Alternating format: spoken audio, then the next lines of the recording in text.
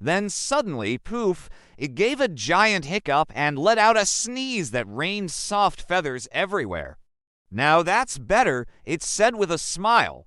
The friends cheered, and then the cloud gave one final sneeze. Not glitter, not jelly beans, just a gentle rain of sparkling water. Then it floated up and painted a beautiful rainbow across the sky with a single puff. "You're welcome," the cloud said shyly. And with that, it disappeared, leaving behind only a faint scent of wildflowers and freshly washed air.